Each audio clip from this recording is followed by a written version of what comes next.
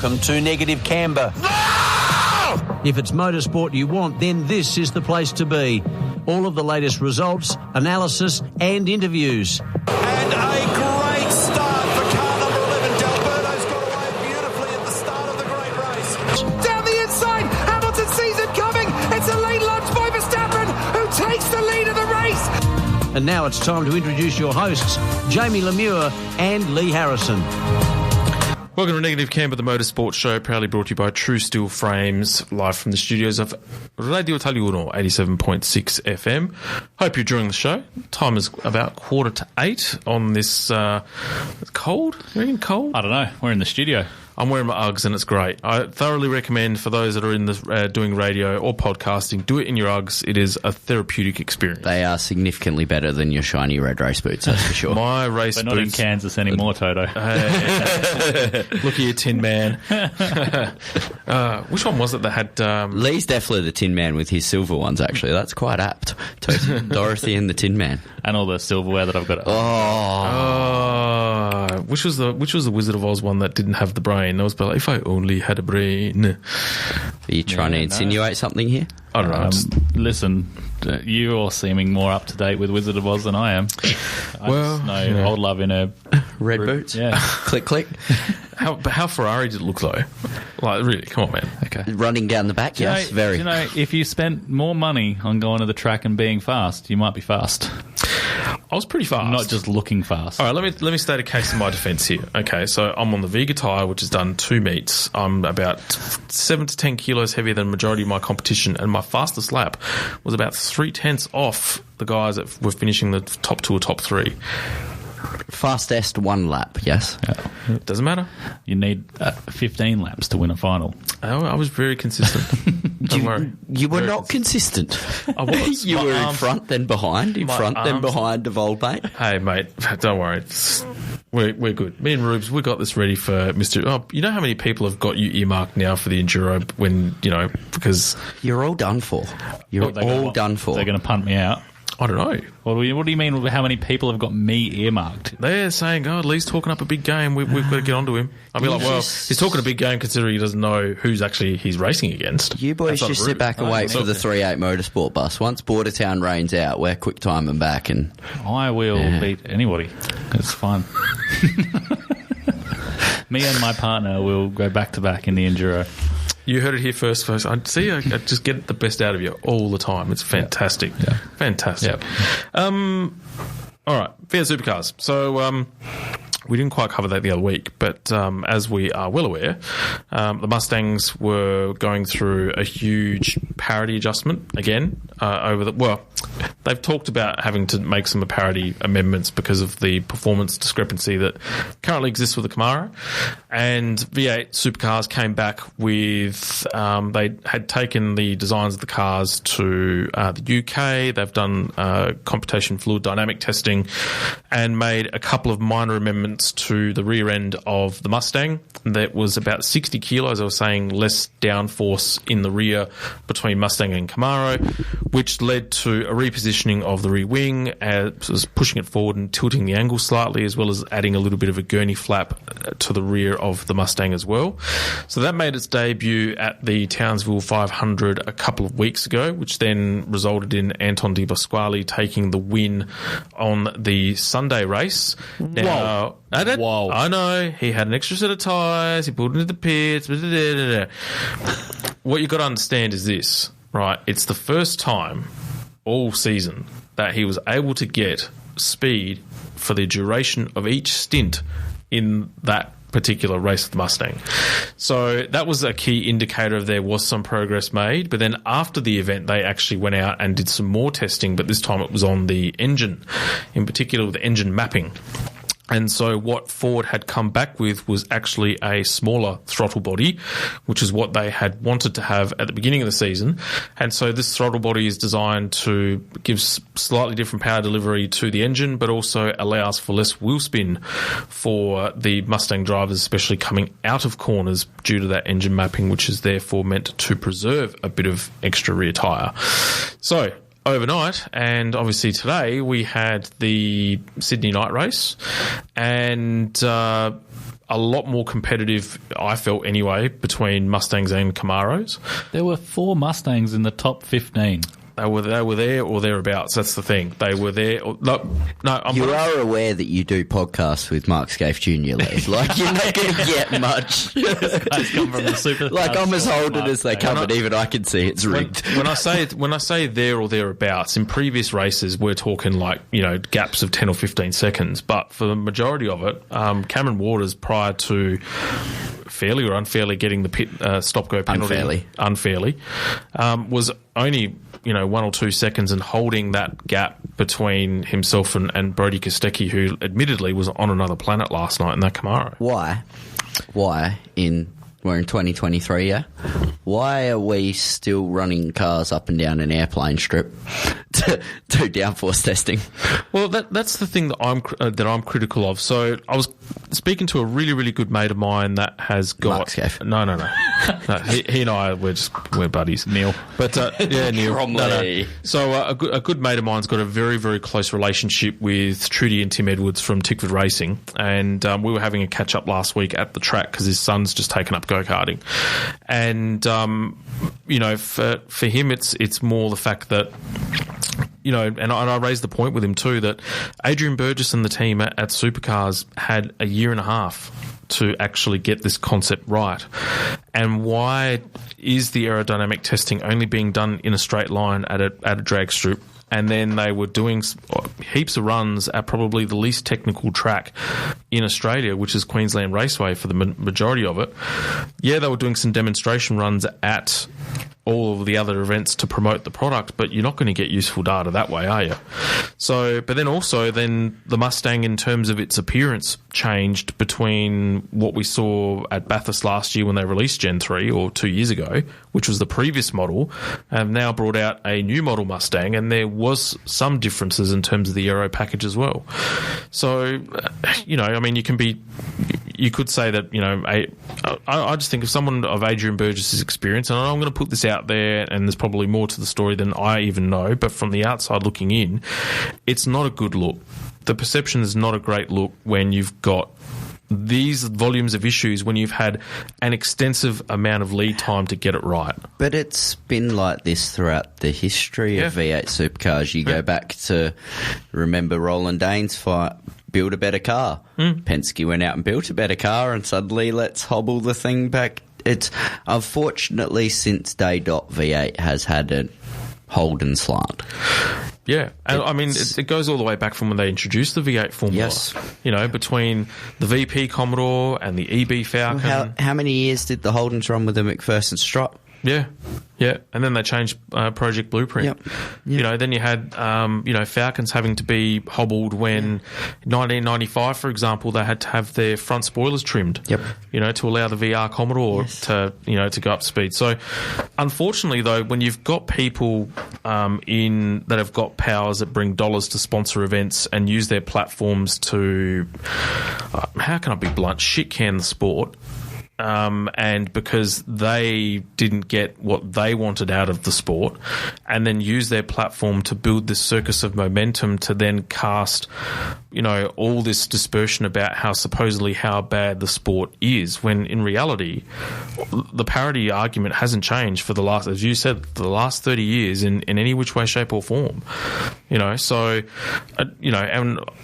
don't want to name names, but it's pretty obvious who I'm talking about.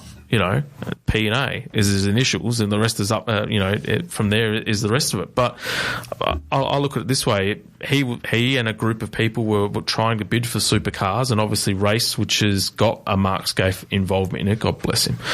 Oh my goodness! To actually have.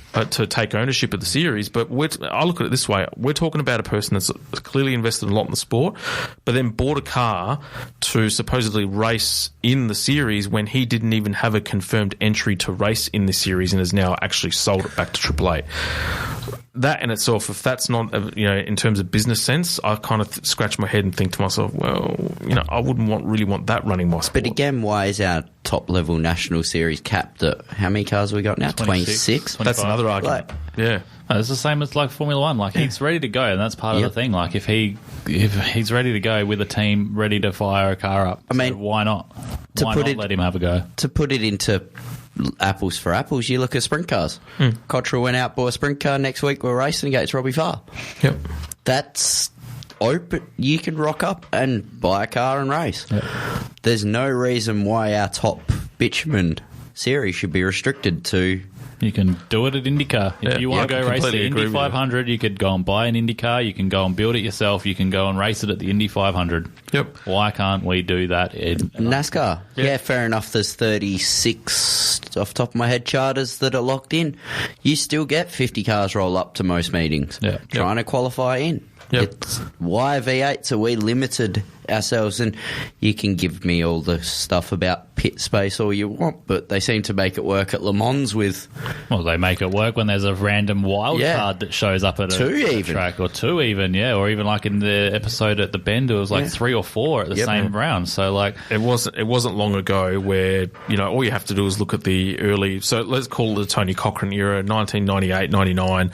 There were 35, 40 car grids every week, and they were stacked to the gills at the Adelaide 500. Yep. And some points they had to do pre-qualifying, like lined up around the corner. Bring back Malala. 2001, 2002, they're doing pre-qualifying sessions at Malala to try and cut the grid down. Yep. So, you've got a Super 2 series and a Super 3, but open it up.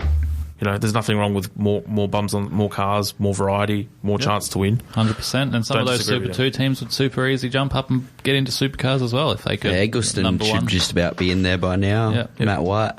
Yep. At the end of the day, it's a parity-based series, and so therefore the cars are not going to be the same, and they are not going to have, they can't be identical in performance and identical in this and identical in that. You may as well race the Porsche Carrera Cup if that's the case. Like, you've got to have differences in terms of what the cars can do, strengths and weaknesses. They're completely different aero shapes. Drive everyone to build a better car. Yeah, exactly. Allow everyone to build a better car and not be hobbled is the other. I honestly think these teams have been so used to high aero V8 supercars like ZB. Throw them in Trans Am cars. These cars, 100%. Yeah. These cars are generating the same level of downforce as 97, 98, 99 V8 supercar era. There is a clear reason when Craig Lowndes gets out of the car after he's tested the Camaro and he's like, this reminds me of the VT days. I absolutely love it. Yeah. But all these other drivers can't get their heads around it because of the fact that they were so used to being too comfortable for too long. Yeah, so just super high grip. Yeah. And it's karting. It stems all the way back to karting. Exactly. Like SL1s. Yeah. Exactly. So, so today we have Shane Van Gisbergen won. Shane Van Gisbergen won today, with Brody Kostecki won last night. Heimgartner was second. Heimgartner was second today, yeah. And Will Brown second last night. Yeah, Will Brown last night. Shane Van Gisbergen got a 5-second penalty. Yeah. Chaz, I think. Yeah. Actually, did you see, before we go off to a break, did you see that the 4-car battle between Chaz, Will Brown, Van Gisbergen, Cameron Waters? This guy's obviously had more time to be at home this afternoon than I have. I was last night, sweetheart. Yeah. So it's but he was packed up before you rolled out for your final. I actually did laps yesterday, and then I went and built a go-kart last night so that we could race the 4-stroke today. So I didn't watch any supercars. Late decision to put Cody in. Yeah, very late decision. But right. Before we head off to the break, we should make mention of the Negative Camber Club. So if you want to join a passionate community of racing aficionados, jump onto the website negativecamber.co. You will gain access to exciting episode previews, unlock exclusive content available only to our club members, including behind-the-scenes stories, bonus interviews, and insider tips from the pros, deals and discounts from our awesome partners, providing you with the best gear, accessories, and racing merchandise in the industry. You will even get the chance to be one of the lucky few to be among the first to sample our new merch, which will be dropping soon. Yeah. Friends Club. Negative Camber Friends. No, but honestly, there's a blog up there and some really cool stuff. So jump onto the website negativecamber.co. But yeah, we'll be off to a break, and when we come back, we'll be talking Formula One.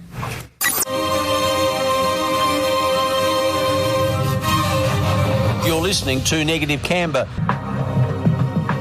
And now we enter our segment into Formula One. And can I just say this? So when we had our little girl fight, the other day over Mr. Nick De Vries. We didn't have a girl fight. Well, it was a little bit heated. You were wrong still, Jamie. I told you were wrong. I was wrong. Okay, shall I bring up the article about Helmut Marko that I sent you the other day? Where he the one where he said Yuki's good? Yuki's good, but Nick De Vries, given his level of experience, was not up to standard. So therefore, the point is this. I'm Helmut. You may call me Helmut from now on. Is that because you've got vision of one eye? You are a helmet. Pretty much. You are a helmet. That's what you are. As long as you don't call me a German helmet, then we're fine. Do not be going back in the shower tonight, you helmet. As long as my hands don't cramp, I'll be fine. Anyway, Hungarian Grand Prix. Lap 15. Woo! Woo! Okay, Hungarian Grand Prix. So, the Hungarian Grand Prix was held last week. Obviously, Belgium's currently being held over this weekend as we speak. I'll quickly read out the top 10 results and then we'll look at some highlights. So it was Max Verstappen first, Lando Norris second, Sergio Perez third, Lewis Hamilton fourth, Oscar Piastri fifth, George Russell sixth, Charles Leclerc seventh, Carlos Sainz in eighth, Fernando Alonso in ninth, and Lance Stroll rounding up the top 10. Here are the highlights. And we go racing for the Hungarian Grand Prix. Good launch for Max Verstappen, and immediately they're going to go wheel to wheel. Side by side they go into turn one. Will we go three wide in there? Verstappen has the inside line. Max Verstappen has the lead of the Grand Prix as he runs Lewis Hamilton wide. And what a move to the inside for Oscar Piastri, who moves up to second position. Hamilton from pole down to third. An amazing getaway. The two Brits go wheel to wheel. Verstappen has the lead. Then it's Piastri. Then it's Lando Norris. No grip, no traction, no drive for Lewis Hamilton. The launch there and the drive phase. That's why Verstappen was weak last time out at Silverstone. Sorry about that, guys. Don't sweat it, Lewis. It's going to be a long, hot race.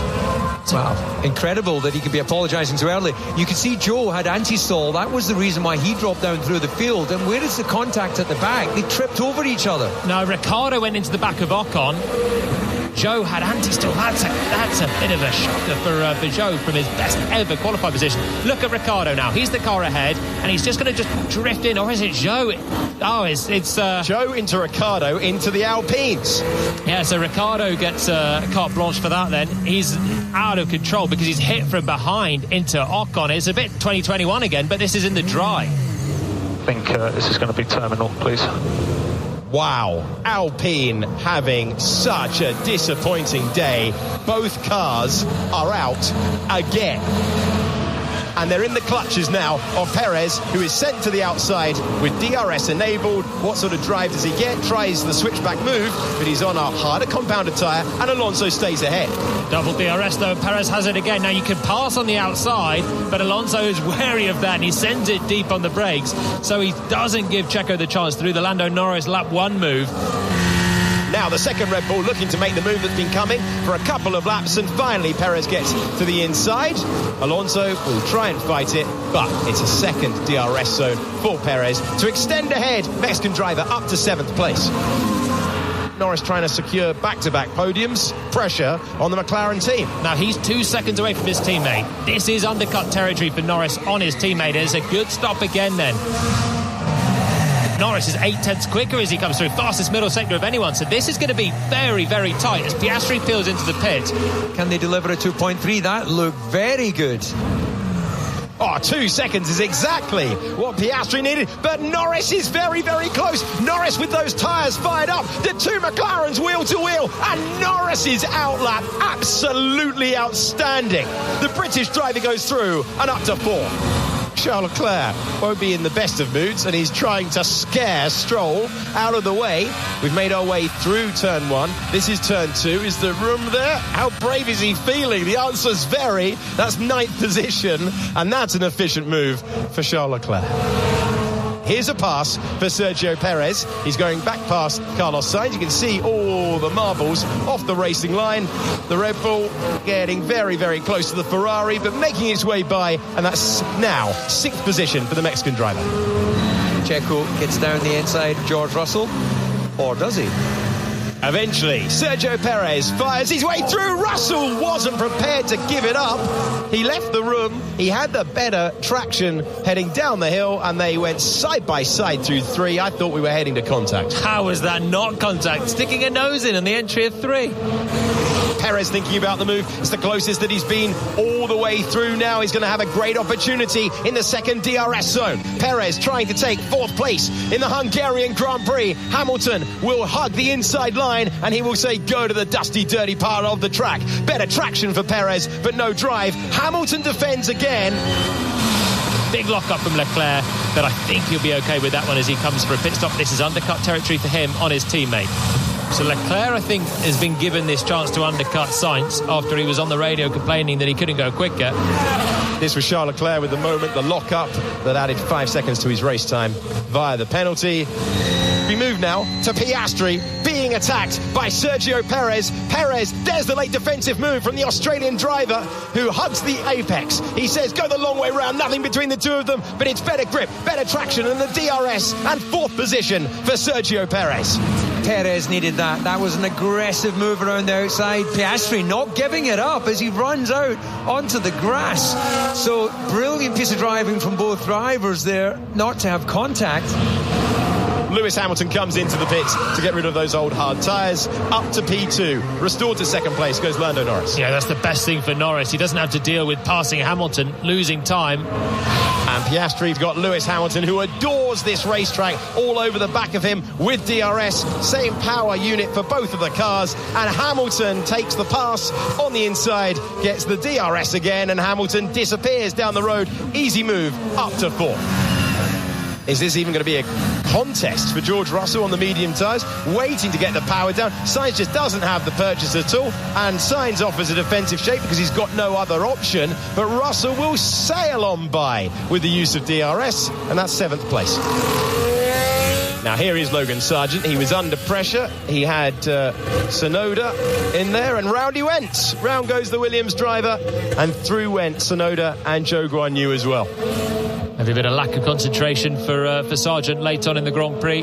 Turned it in, had a little head of throttle, and it just upset the tyres.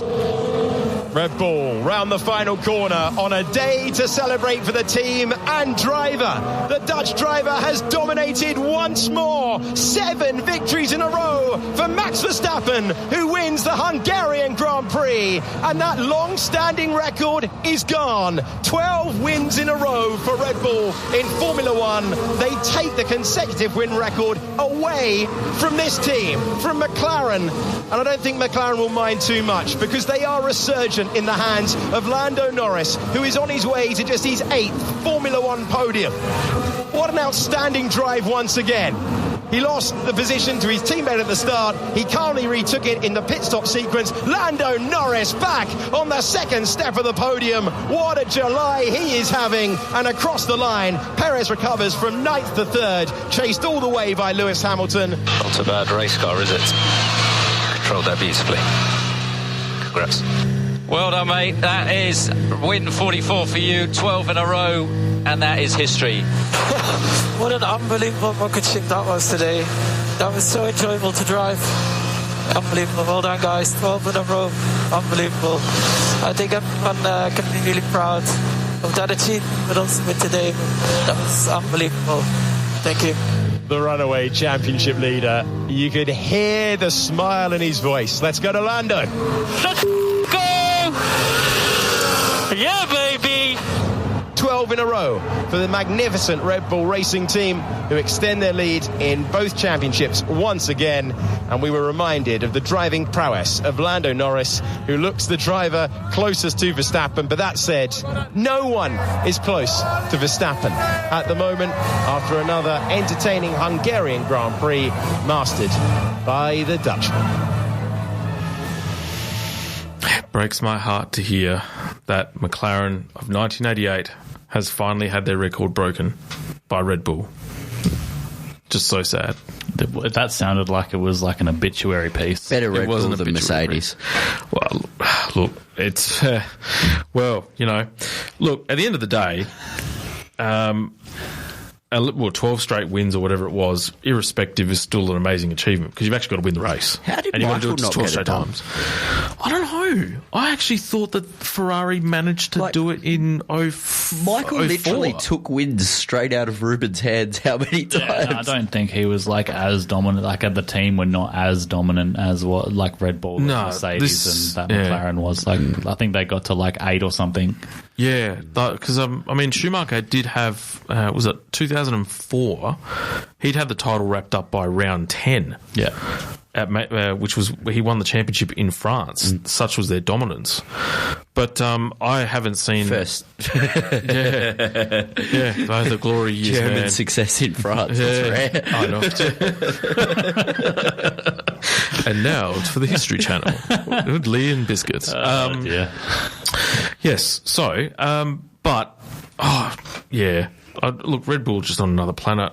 I haven't seen a car dominate a series or a race or a championship probably since, even more so than Mercedes at their peak.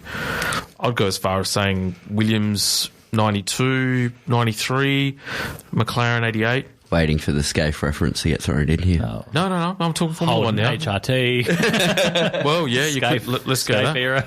Let's get the golden era. Ugg boots and 2007 vintage HRT jumper. Just saying.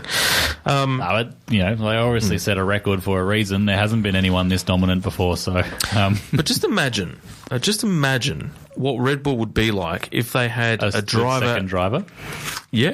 They probably have the Constructors' Championship wrapped up by now. But what would happen to Verstappen's psyche? Would it elevate him to another level, or will we see the Max of Simulator quality where he's turfed someone off the road because he's had an easy fit? I feel like Max would be less bored. I feel like Max would be less bored. I do agree with that one, but I feel like we would see quite a good intra-team rivalry. Yeah.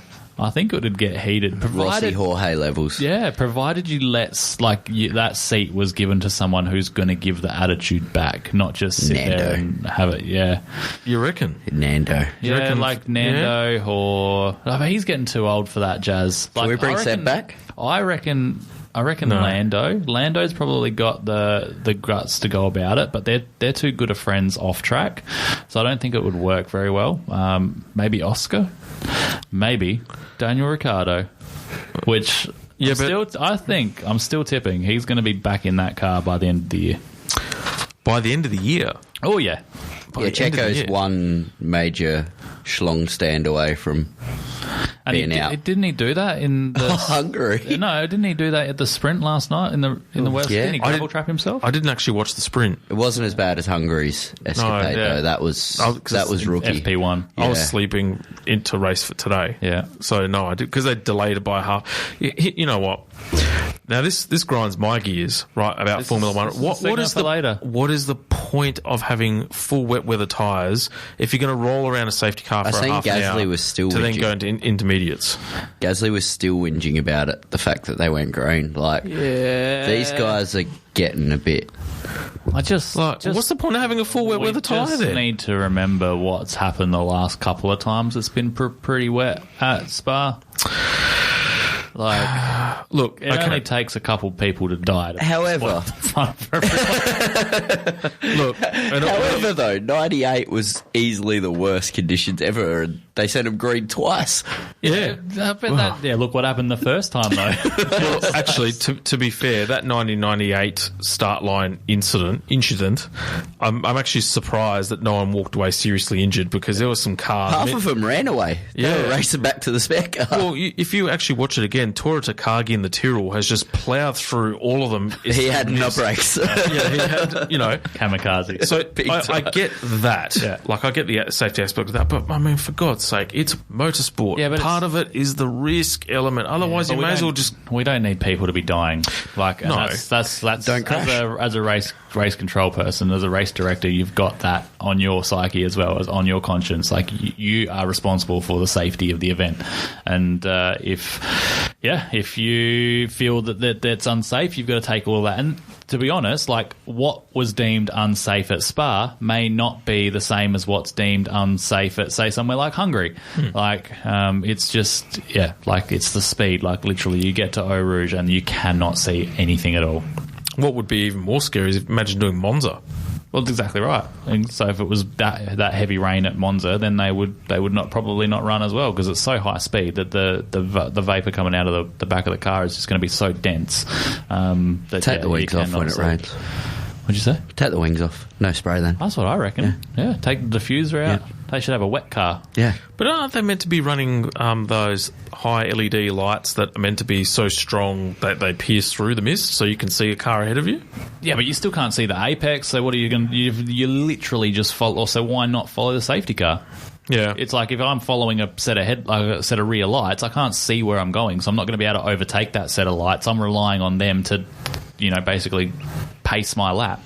I guess nowadays we've got halo, high side cockpit, so, yeah, okay. Valid point. It's maybe it doesn't need to be done for a full half hour to the track's almost at that tipping point. Well, it does. I don't think it needs to be done until the track is at the tipping point for intermediates. Like, that's probably 2 or 3 laps. You need to give them that window. Like, do I come in now and do my pit stop, and then I've got to do two or so laps on the intermediates, or do I keep going and come in a couple of laps? Yeah. And that was interesting last night with that part of it thrown in too. Yeah, exactly right. How good is... if McLaren actually jag a race win in the not-too-distant future, I don't think I've ever seen a greater resurgence in such a short space of time. It's amazing what some chrome paint can do.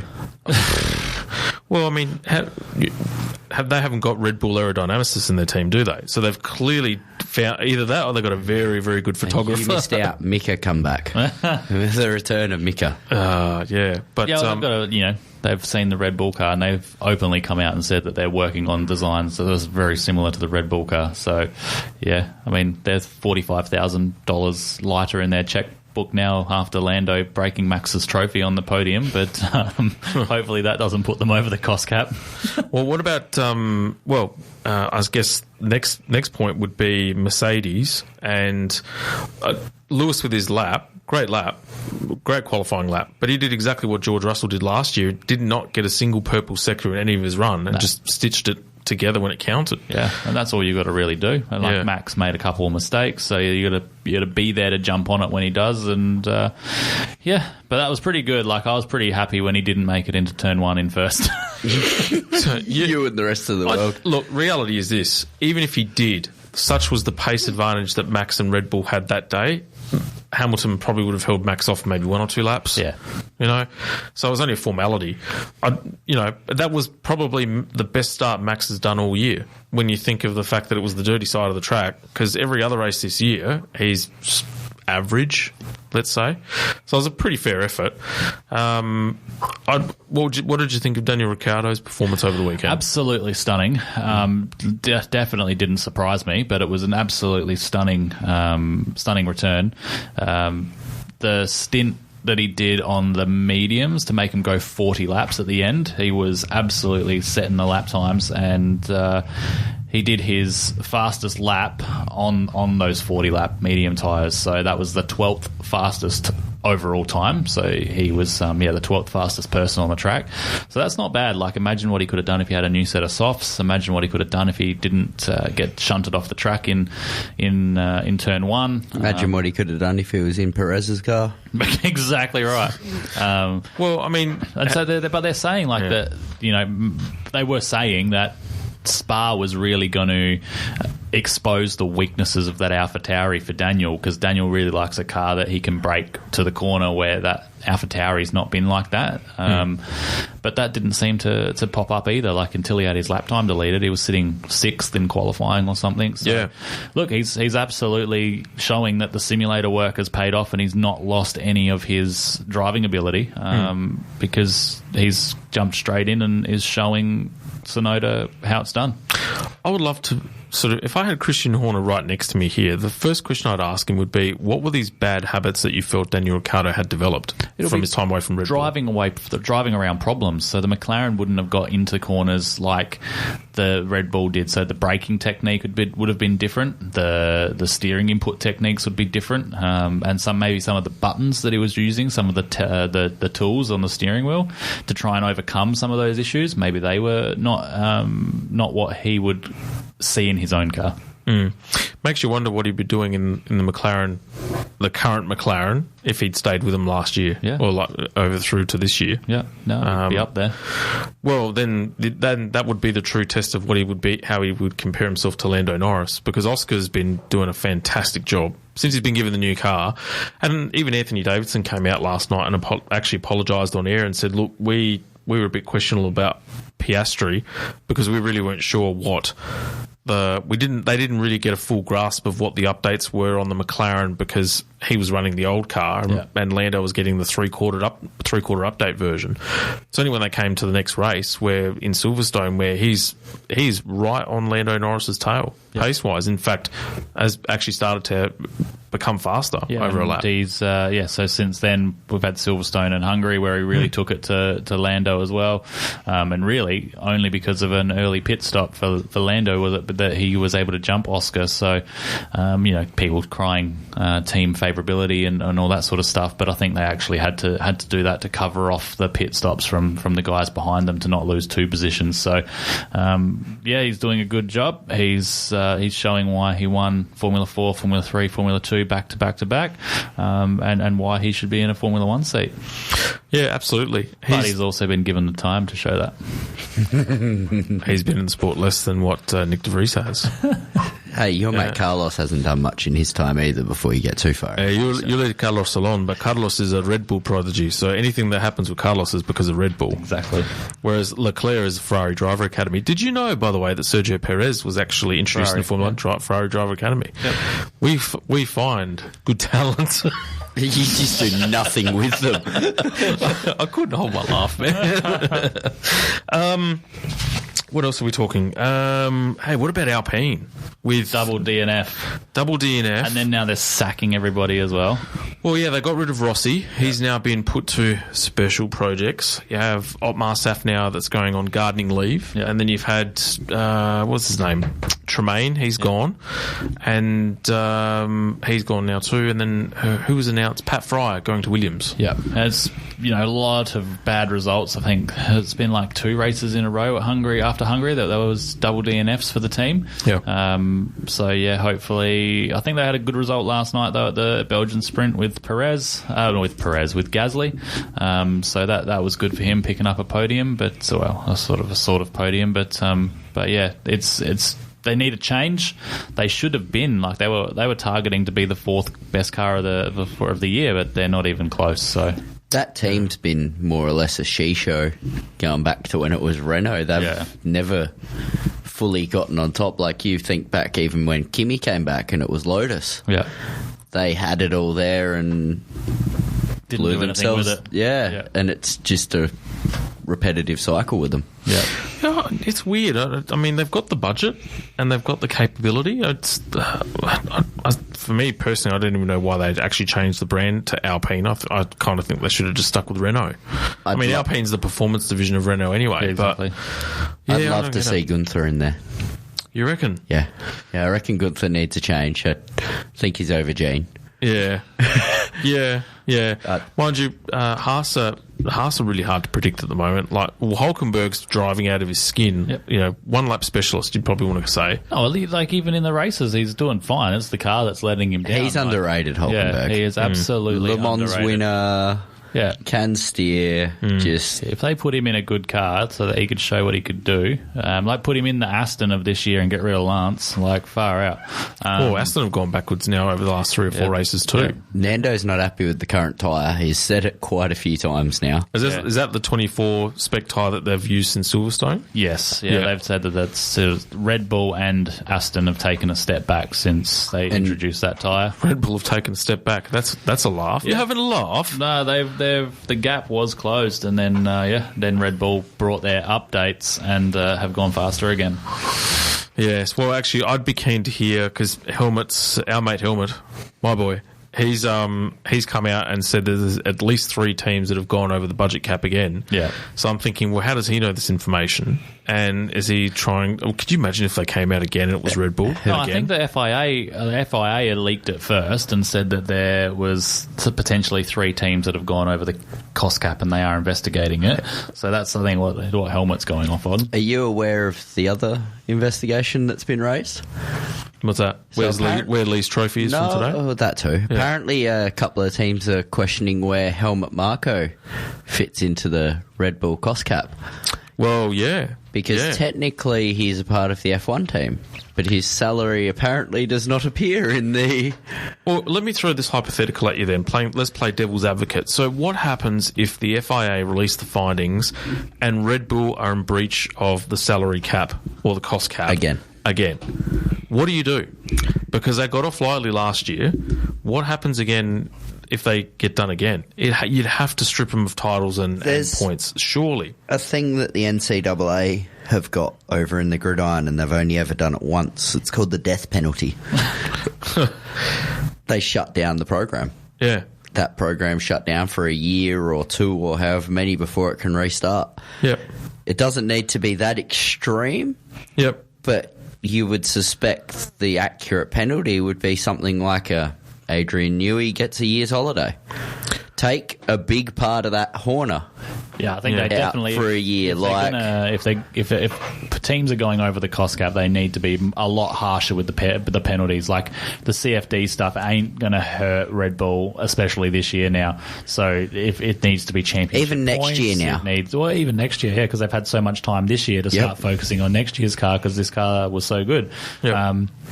So it needs to be harsher. It needs to be like championship penalties for the constructor. You can't go against the driver, so the driver still needs to be able to be in a contention for the world championship. But the constructors championship obviously hurts the payout for the team at the end of the year. So I think if they were to get a deduction of the championship points, I think that's probably a bit more of a deterrent rather than a slap on the wrist and you get to lose some wind tunnel time. But that's where taking out a principal or a designer or take out that key person, that's going to affect the team way more than a 20-point penalty in the... I mean, you could probably give Red Bull a 20-point penalty this year and it probably wouldn't matter too much if Perez was on the ball.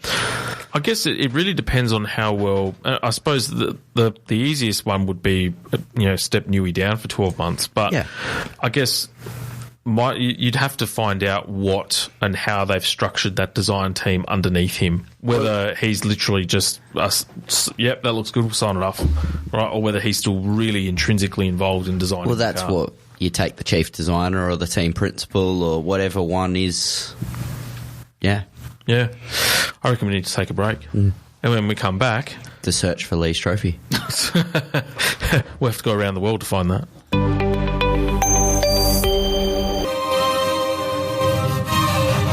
You're listening to Negative Camber. Welcome back to Negative Camber, the Motorsport show, proudly brought to you by True Steel Frames. 8:35, half an hour left, or less, actually 25 minutes left before we end another instalment of our show. Great quick maths there. About 1 lap for Jamie around Bolivar. Yeah, well, at this time of night, yeah. I'm feeling it now. I can't imagine how you'd be feeling right now. Yeah, look, she's everything's getting a bit look a twigger. Yeah. I'm going to need to have a bit of a warm shower when I get home, I reckon, because unlike you, I've not had time to stop. Literally, my computer went flat when I got back to work to try and print out my show notes for tonight. So I, straight in the car, hightailed home, print notes off, hightailed back out here. I'm in desperate need of a shower. How do you still not rib vest?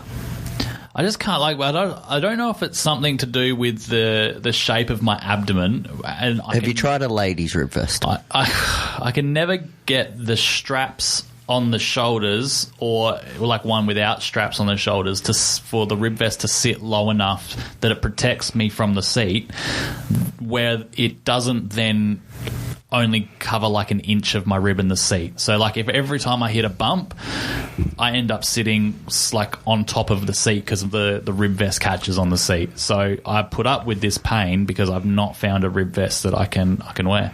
I've actually got an Alpine Stars one which I'd used that I tried once, like Simon Reichelt's Alpine Stars one, and I actually got one myself. I didn't use it today at Southerns because the track's pretty smooth, so it was okay. But that's one I recommend. If you tried it, you tried it. I tried them. Yeah, I think the only one that I haven't really tried is the full Bengio Cashy likes $1,000. his. He rates his. So that's probably the next step. That the next time I'm at the track, I'll just see if Cody's fits my. But like, look, in all honesty, I'll be fine again by Tuesday. So it's just tonight and tomorrow that I'll be sore up. But how old are you? 35. That's probably why. Yeah, fair enough. Wait till you get to 42. Oh, settle down, Grandpa. Don't knock the Uggs. Oh, God. They should be red.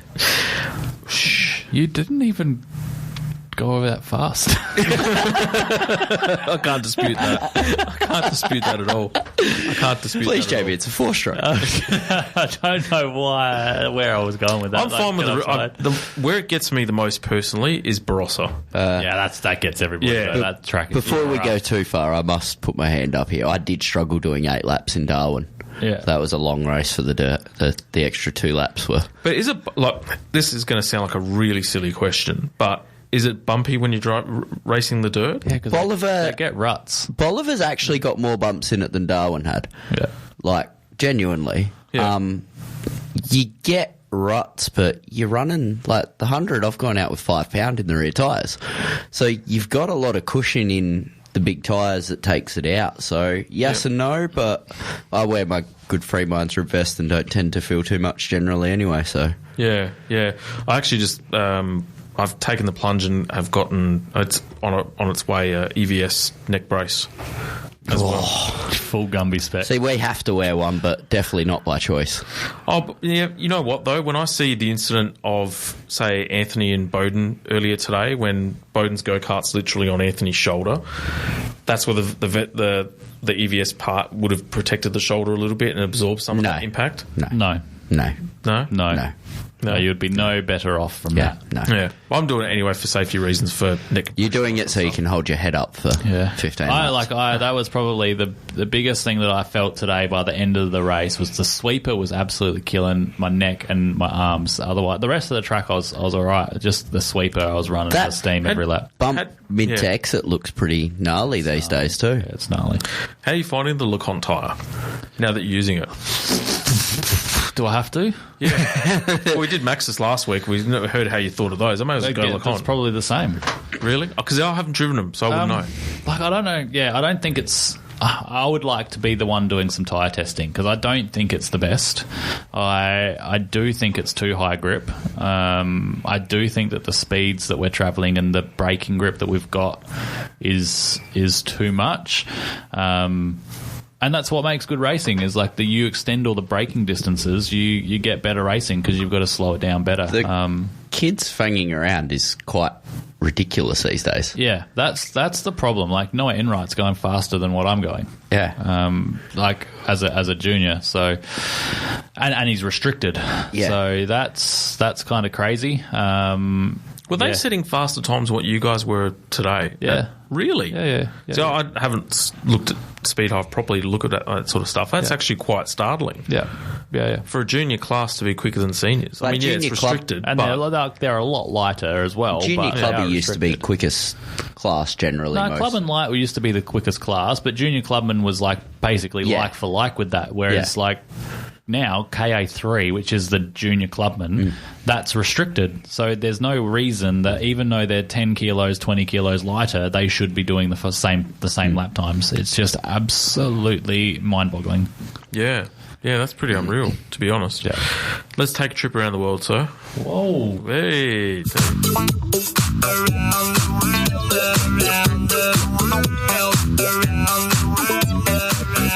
Alright, we will start with NASCAR tonight, and 2 races have been held in the NASCAR Cup Series, with events taking place at New Hampshire Motor Speedway and Pocono Raceway. Martin Truex Jr. has dominated the race held in New Hampshire after leading 254 of the 301 laps. It is one of Truex's most favoured tracks, with him leading a total of 768 laps around the 1 mile oval in the last 9 races at the venue. It marks the 3rd win for Truex this year as he beat home Joey Logano and Kyle Larson. Denny Hamlin took the honours in a controversial finish to the Pocono 400 after the final round of green flag pit stops, in which Larson and Hamlin took only 2 tyres. The pair found themselves running first and second on track with 7 laps remaining. Hamlin got to the inside of Larson and drifted up the track, collecting the number 5 Hendrick Chevy and spearing it into the wall. Hamlin then cruised on to take his second win of the year and the 50th of his career. It was not a popular win with the fans, however, as by the time the driver of the number 11 car had made his way back to the front stretch to celebrate, he was already being booed by fans, with some even having thrown bottles onto the racetrack. Asked about the boos coming for him during the interview, Hamlin said, "I love it. I thought we have the best car, honestly. The strategy worked out well. The crew chief just kept getting me more towards the front. This car was really fast from practice." So he did not absolutely care about the boos. Tyler Reddick was second across the line, with Martin Truex Jr. third. Kyle Larson slipped down to 20th. Joe Nemechek and Austin Hill won their respective Xfinity races, while in the truck series it was Kyle Busch who won in Pocono. In other NASCAR news, it has been revealed that Supercars stars Shane Van Gisbergen and Brody Kostecki will line up on the grid for the Verizon 200 to be held at the Indianapolis Motor Speedway. Van Gisbergen will return to Trackhouse Racing Project 91 team, while Kostecki will race a third Richard Childress racing car run by long-time partner Mobile X, which is owned by Peter Adderton. That race will be held on August the 13th. Back-to-back victories in IndyCar now for Joseph Newgarden in the doubleheader held at Iowa Speedway has seen the Team Penske driver trim the championship deficit to 80 points with 5 rounds remaining. In race 1, Newgarden led home his Penske teammate Scott McLaughlin and Arrow McLaren's Pato O'Ward. In race 2, it was much the same dominance from Newgarden as he swiftly dealt with McLaughlin and Will Power on lap 32 before surviving a late race restart to lead home Power and his title rival Alex Palou. The double win in Iowa sees Newgarden remain unbeaten on ovals this season. World of Outlaws, Brad Sweet and David Gravel are tied at the top of the standings in the NOS Energy World of Outlaws series. In the most recent run of events, Logan Schuchart and crowd favourite Rico Abreu were the ones to see the checkered flag first when the schedule visited Williams Grove. The series is currently at Weed Sport Raceway before heading to I-55 and then one of the flagship stop on the events, the Knoxville Nationals. WRC news, Carl A. Rovanpara was drawing comparison to WRC great Sebastian Loeb with his total domination of the Rally Estonia. The Finnish driver won 15 out of the 21 stages, including a mesmerising 13 in a row as he clean swept Saturday and Sunday. Rovanpara romped to victory by a staggering 52.7 seconds and claimed his 15th power stage win from his 55 attempts since joining the WRC. Thierry Neuville was second, while the pre-rally favourite Ott Tanak was effectively taken out of contention before the rally even started when he incurred a 5-minute penalty for an engine change after one passed through the shakedown stage on Thursday. F2 and F3. Formula 2 was in action alongside the F1 held in Hungary that we were just speaking about. Dennis Hauger was victorious in the sprint race, while in the feature race Australia's Jack Doohan put in a dominant performance. Doohan had earlier qualified pole for the feature race and finished 10th in the sprint. Freddie Vesti still held a 9-point championship lead at the end of Hungary there. And we've just learnt that Doohan also won the feature race tonight after starting 11th. So good old Jack Doohan putting in a good performance there. Formula 3 was also in action alongside the Hungarian GP with Gabriel Mini and Zach O'Sullivan sharing the wins. Gabriel Bortolotto leads the championship by 43 points from Zach O'Sullivan and Pepe Marti in third, 2 rounds remaining in that championship. Formula E news, Jake Dennis has just won the Formula E championship with one race to spare after a bad race for Nick Cassidy sent him out of the title race. We'll update that one a bit more depth on the next show. And we will wrap up around the world this week with F1 Academy news. F1 Academy is the new Formula W, or the Ladies Championship, held alongside Formula 1. All 10 teams in the F1 Championship will have a presence in the F1 Academy next season, with each team needing to nominate one driver to run in the livery found on their F1 car. F1 Academy Managing Director Susie Wolf stated, "This landmark moment not only demonstrates the depth of of support for F1 Academy from across the F1 community, but will inspire a whole generation of young girls to realise the opportunities both on and off track in motorsport. And it has also been revealed that the F1 Academy, which uses the TARDIS Formula 4 cars, will also race exclusively as Formula 1 support category races in the 2024 season. So some good news there for them. It's about time is all I can say. We talked about it long enough. How long have we been talking about women in motorsport for? Let's say 12 months? Oh, a little while, yeah. Yeah. And finally Formula 1 have actually embraced it. So they had embraced it. Like when I was in Miami, W Series was a support series there. So it is being embraced, and I think they're racing alongside Formula 1 at Austin this year for their season finale in the F1 Academy. So yeah, it's getting there.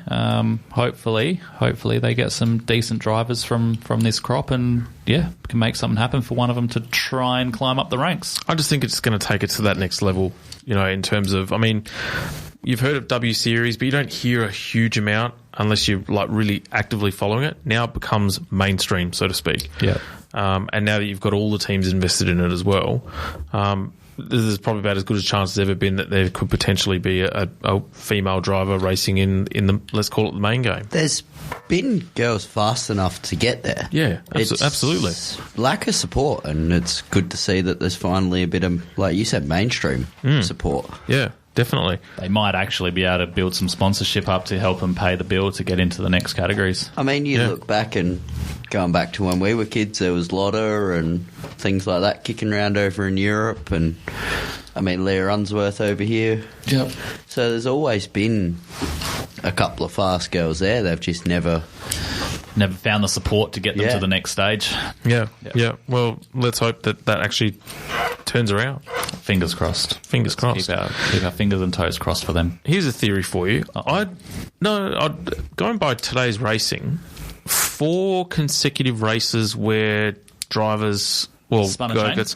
Yeah. What's your theory behind that? Because I've never heard that before. Now you could say preparation. You could say preparation, and that's obviously a component. But 4 different I mean, Riley Fortainer. I obliterated a chain yesterday too. Yeah. How? Kirpin. Do tell. Kirpin. Yep, dropping wheels. Because you come out of Wakefield now and there's no curb there on the exit. And fair enough, we shouldn't be dropping wheels, but there shouldn't also be this fucking... Before we go too far, though... Leading 2-inch deep gap from the edge of the road to the grass. Yeah, absolutely. Noah's innocent in all this. That was 100% Simon in force. But the other 3 people that dropped chains weren't. Yeah. No. So, like I said, I literally snapped a chain in half, clean in half yesterday, and just because you'd come out of Wakefield, you slightly drop a wheel on the right hand side of the curb there, and you've got like a 2 centimetre drop. Even more than it's still not backfield. So not level. Like it needs to be. So, and even coming out of turn two, it's a massive drop there. So the curbs aren't quite wide enough that it gives you that leeway to drop a wheel onto it. Which again, I guess, if there was a concrete wall there, we were in it anyway, so we'd be damaging the car harder. But it's just gonna tear stuff up. Well, I mean, just imagine how much dropping chains for that sort of a thing. It's the deterrent. Yeah, well, imagine how much faster turn 1, turn 2 would be if you had the extra runoff coming out of that section, like you used to. Turn 2 would be the faster part, but then does that help you set up an opportunity for more passing into turn 3? Well, yeah, interesting. I don't know whether was there. I can't remember in our case whether there was passing in the 4 strokes today. It's gone a little bit of a blur. But were there many people having a crack at turn 3 in your class? It was so crap offline. I had a pretty big. In race 1, I had a pretty big send down there. Yeah. And I just blew past the corner. Yeah. I went from 8th to 1st, and then I just went past the corner a little bit. Yeah. So it was pretty crap offline. I was actually in sending some little postage stamps down into Tyson's. That's always cool. That's the standard spot. Get a good run on someone out of the S's, and Ben found himself with a soddy cart parked alongside of him in there as well a couple of times. But even offline, so to speak, right on the inside, there was actually still plenty of grip where you could actually really brake late and not lose the rear. Yeah, but more people run that line, even on like practice days when you get the new drivers into the sport that don't actually know where the race line is and run so narrow that they rubber that line in and mistakenly, but not so much into Wakefield. Into Wakefield, it's pretty clear where you've got to be. So yeah, and with all the people that drop a wheel off coming out of turn 2, then they drag all of that stuff down to Wakefield with them. So it doesn't get clean ever because someone's always dropping a wheel off. Question for you, lads. All right. 10 minutes left in the show, and I haven't had any jokes. 7.5. Your driving today was a joke enough. You praised me. So what does that say about you? 5 laps. 5 laps of a whole day's worth of effort. Right. So in all your years of watching motorsport, global, what is the best race that you've ever seen and why? I couldn't put an exact on it, but no doubt a midget race of some description. We were talking before, best kart race is probably, I think it's 92 at Bolivar Nationals, Clubman Heavy. Some big heavy hitters driving up and down the field. Yeah, I couldn't put an exact meeting on it either, or an exact race. Like, there's just so many going back that. I remember seeing a really wicked midget race at Speedway City when the Australian title was on there. When Ryan Jones upset old mate. Yeah. That was pretty gnarly. That had 6. That super sedan race at 1 o'clock in the morning. They ended up starting. Jeez. And they had, I think, 6 or 7 cars drop out, but that was. Yeah. At one point, 10 different cars could have won that. Yeah. Any demo derby, they're always good fun. Do they still do no close state title derbies? Yeah, they do. They still do demo derbies. Yeah, wow. Close state title at Monado. That would have been good to watch for you. No, I wasn't that great. It was sportsmen if they meet. What about you? You haven't chimed in here yet. Me? Mark Scaife. No, actually. Eastern Creek 04, I think. That would be up there for him. No. I would probably go as far as saying there's been a couple that stick to mind, but they've actually been Bathurst races. Nah. But I look at it not. Well, the first one for me is Bathurst 1998 2-litre version, and only because of the fact that that was back in the day when you had 32 to 34 lap stints between fuel, and you still had safety cars and that sort of thing. But the Richards father and son duo was only ever separated by no more than 2 seconds for pretty much the majority of the day, and that was a fair dinkum fight. Like it was no holds barred. And it literally came down to the last 3 or 4 laps of the race where a back marker got in the way, and the Primera with Matt Neal versus Ricard Rydell it would have been nose to tail. Yeah. And that was before the scripted supercar really close finishes. Like that was probably one of the more legitimate ones. And it's funny how the sport's evolved, because in 93 Bathurst you've got Larry Perkins versus Mark Scaife, so that was the final win of the 308. And we were all blowing our mind when the gap was under 10 seconds after 6 hours, saying, oh my God, it's the closest race in history. And that kind of set the trend. Ended really terribly, but 2001 Daytona was actually a cracking race if you watch the whole replay. Which one was that? Refresh memory. Yes. Yeah. And then the May race was insane. When Junior wins. That's But is that because so if that race sticks out for you as like your favourite, let's call it a favourite, is it because of the sentimentality behind it? No, it was genuinely a good race. Good race. Like Tony, everyone forgets that race, but Tony Stewart literally rolled over 3 cars on the back straight. Yeah, wow. It was. I think if we're trying to encourage races for people to go back and watch, that like maybe any Chili Bowl, any Chili Bowl, go and even like older than that, like you brought up 2 litres, like go back and watch British touring cars from mid to late 90s, early thousands, like Alain Menu, Jason Plato, Rydell, Steve Soper, like the door handles banging off of cars. Insane. Renault Megane, was it the Renault Megane? Yeah, Megane. Yeah. The Nescafe, Laguna. The Primeras. Yeah. Well, and you know what? The funny thing is that people were sort of spruiking about the Australian Touring Car Championship being, amazing racing. You watch the British Super Touring, the Super Touring era, and that was a 10. And let's not forget, 10. They were $300,000 race cars they were playing. They weren't touring cars. They were banging doors. The 2000 Ford Mondeo, that was Pro Drive, so that was like the final Super Touring era. Each car was built to a $2 million budget. Yeah. Anyone, some serious toys. Like F1 level technology at that point in time, which is back ridiculous. And watch it. You will not be disappointed. That any Chili Bowl. Any Chili Bowl. If you're not followed dirt racing, Chili Bowl's where it's at. Yeah, I've actually got the another really cool Super Touring race, and you would have seen it, and the one that springs to mind is the Australian one, Lakeside 90... Is that John Bower? No, Lakeside 94 Super Touring with Brad Jones and Paul Morris and Tony Longhurst at Lakeside. In the Coke BMW. Yeah, well, they've gone 3 wide going into the Southern Loop. Brad Jones in his Audi or something? Yeah. And you had Darryl Eastlake doing the commentary as well. Yeah. Oh, that's nostalgia 101 right there. Yeah, now I'm showing my age. You're old. I am old. So, but yeah, that sort of stuff is for me, for sure. Yeah. For sure. No, so, like I said, go back and just watch some of those Super Touring races, Chili Bowl. There's been plenty of classics if you're looking to expand your horizon. Yeah. British Super Touring was where it's at. Can you imagine the V8 Supercars, this like Gen 3 with racing of that caliber? Could you imagine the crying? Oh. Actually, can you thank your wife to-be for the garlic? I really appreciate it. Apparently you'd understand it was a... I do. You would. I do. Yep. I do. I'm actually... She should know my devout love of garlic. I feel this was a way of warding your vampireness off.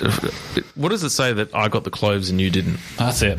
You guys are... She must have liked your salami, Jamie. On that note, folks, we are off for a couple of weeks and then, for our next installment, really. So I've got a trip to Sydney in between all that. Good on you. Thank you. Thank you. My black tie. I'll take some photos for my black tie event. From your black tie event, yep.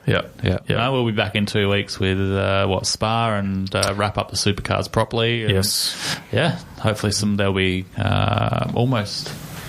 almost another round of Festival State Cup up by then. And might even be in for some 100 Open action from up Blanchetown. You know what? I'll leave it on this. We'll actually find out how good SVG and Brody Kostecki are when they race in those cars on ovals, because if they actually do really well, I'll take back everything I said about SVG. They're on the road course, Jamie. Are they on the road course? Yeah, at Indianapolis. Well, there you go. No wonder they're saying they're the favourites. I mean, 1-2. You know what? I'd be surprised if they didn't get 1-2. Yeah. It'd be disappointing too. Yeah. Anyway, you heal up, softy. We'll find some trophies for you just to make yourself feel good. Yeah, at least I was running at the front. I'll find some lap time. All right, guys and gals, hope you all enjoyed the show. Thank you, Biscuits, for coming in. And we will see you in a fortnight's time.